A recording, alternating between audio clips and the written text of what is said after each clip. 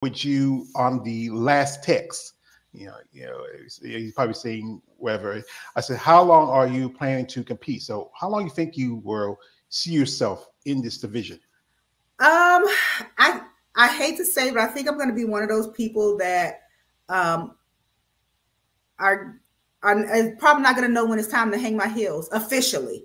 Like I'm planning to take some time off right now because I have to have a hysterectomy and all that stuff. So I need to let my body heal. And I had the hernia repair surgery last season and I didn't let it heal. I did a show in 8 weeks after that. I'm a disaster because I just love competing. So I'm planning to take off. I know that was probably gonna be one of the questions. I'm planning to take off and come back in 2026. So probably start prep at the end of 2025 and come back at the beginning of 2026 and really just let my body heal. But dare I say, I'm going to be that one competitor up there. People are like, won't somebody just tell her, let it go, sis? It's like Mike Tyson. It's like, I just want to fight. That's what I want to do. I just love to compete. I just want to fight. I just want to compete. I just want to be bust them up. Here we have here Ariel. I think that's his name is. Ariel, yeah. Yes, that's Michael. The other SWV. She says, hey. And also she says, Andrea, SWV in the house. Welcome, ladies. Thank you for coming through. I forgot to post a link so that on my story so that people knew to come over here and watch this. That's all right, because they got it. People, they'll come here, once they, because I posted on my social media, and some people, most of the guys I have who are, here's the fact of these guys who follow me are more muscle smooths. They are more into when I have certain women here, like if it's like bodybuilding physique, they'll be ready to jump up. But they're getting they're not into bikini like that. Yeah, it's like I said, they're muscle smokes. Y'all ladies don't have enough muscle for their opinion, but y'all are very athletically built. Y'all have good conditioning. We do what we can. Listen, we do what we can. Yeah. Here we get here from a man, KL the Wanderer. He says, do you look at your sport as the actual sport? I'm just asking, although it's not part of the mainstream. That's the thing about bodybuilding. It's not as popular. Like I just saw this post. I think it was Larry Wheel got slapped by his guy. He's a slap fight competitor. He's called himself, they call him the Flying Hawaiian. And I just remember bodybuilding used to be on television. You should catch it on, ESPN. ESPN, yeah.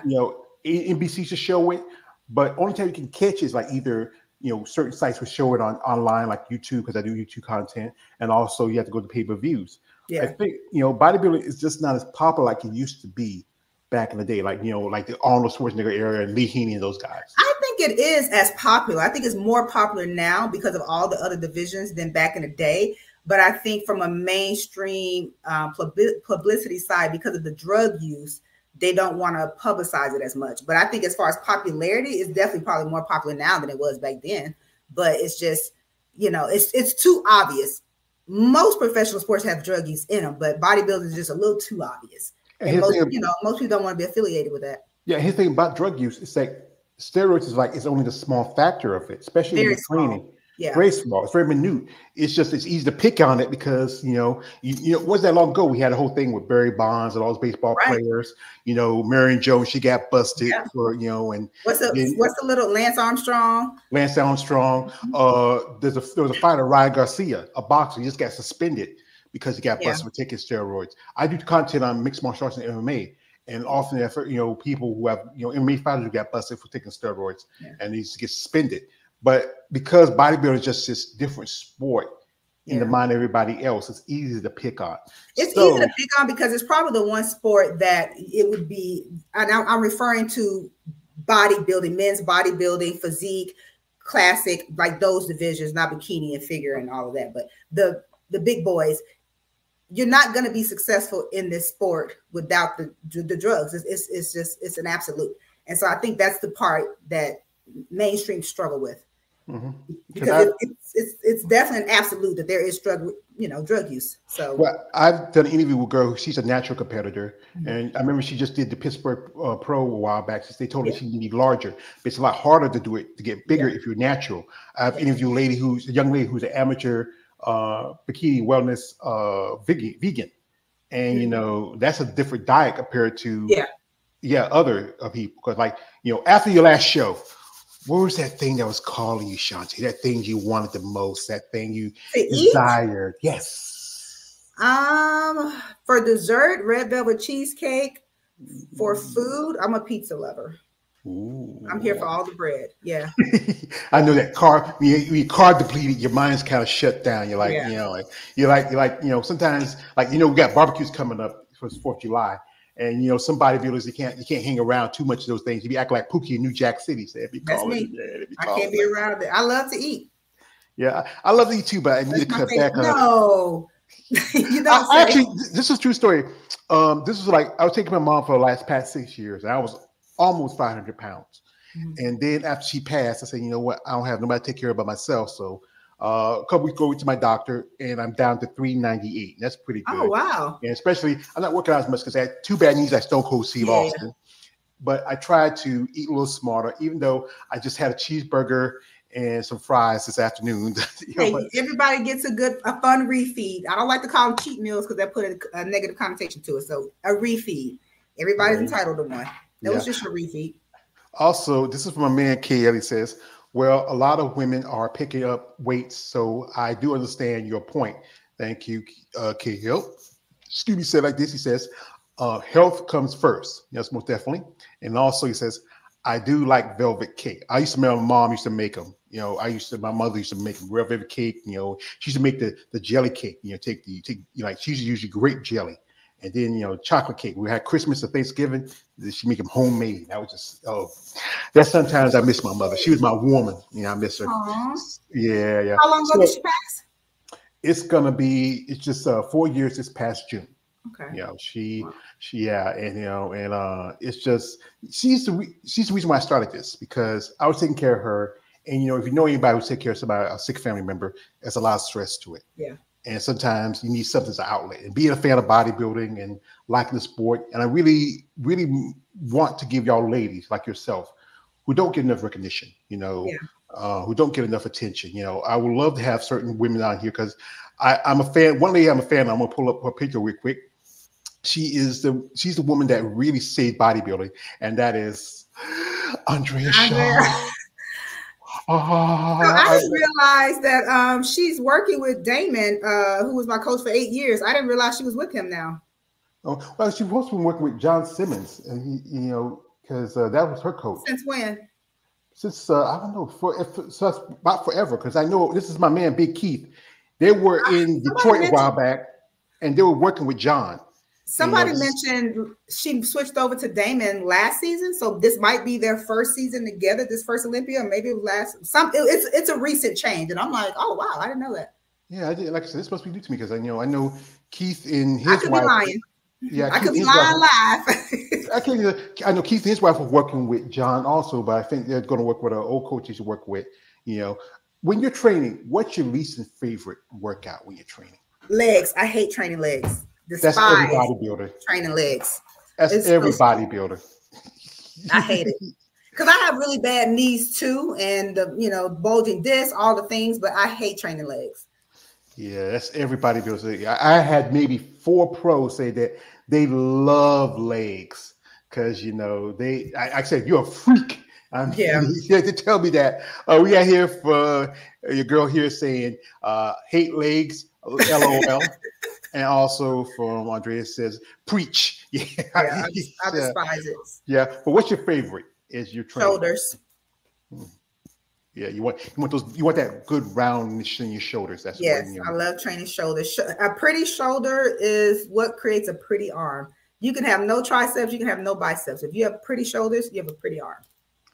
I know what some of my guys says it's about the biceps. They like to see the pump. They like to see y'all ladies get that big pump. They like to see but with y'all, you're in a different division where it's not as important about the size. It's about conditioning and also about how your body develops and as it goes through its process.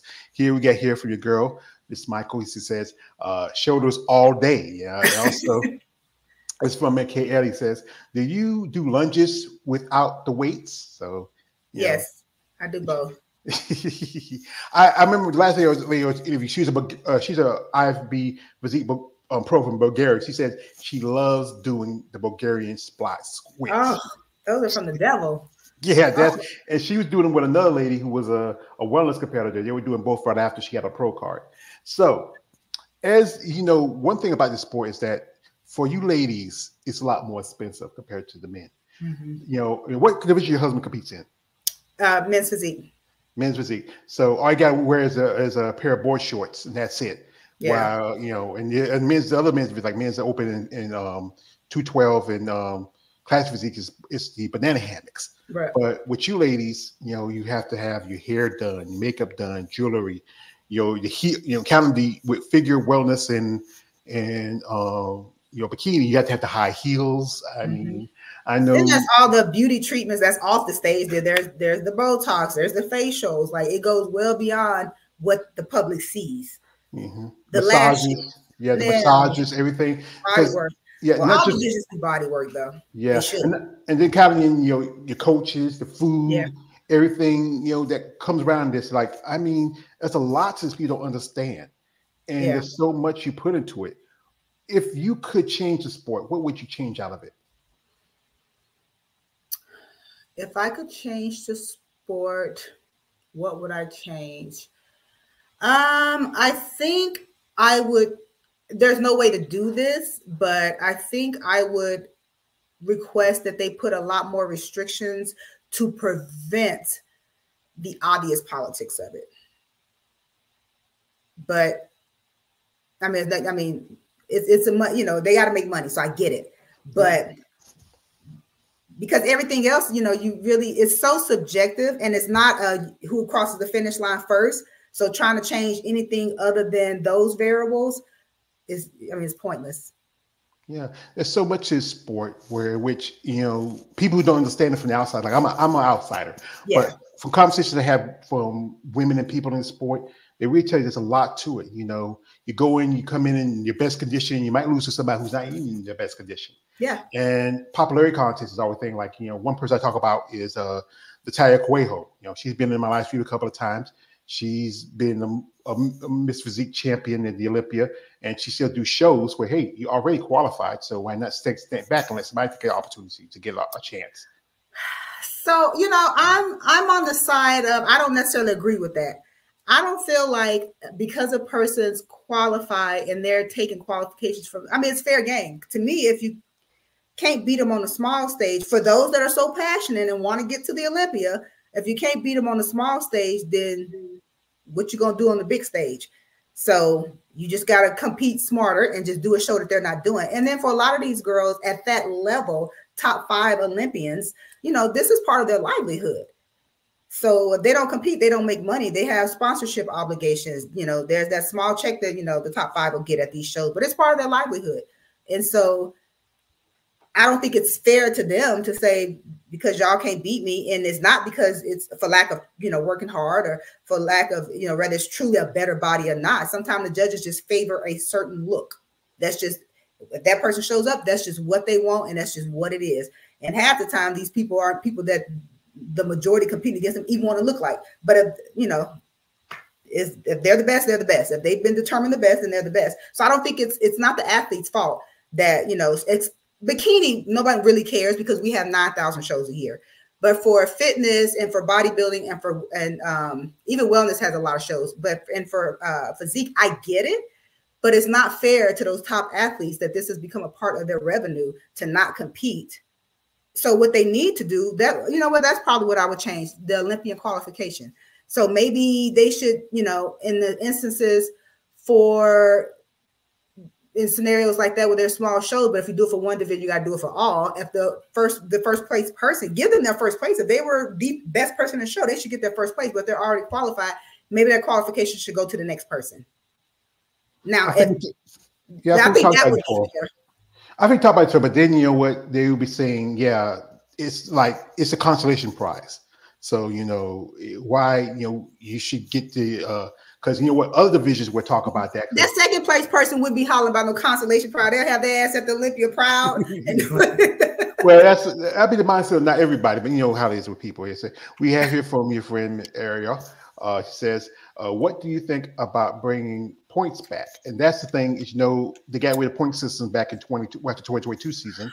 So, I don't like the point system. I think that was a detriment to divisions like bikini, because it got to a point where girls that had qualified, they couldn't sit down out of fear of getting out competed, and then the person would run up the points, and then now they can't compete. So I I don't think the point system, and then with the point system that allows for it to be 52 people at the Olympia. So I think that they should. Now I don't think it should fall down to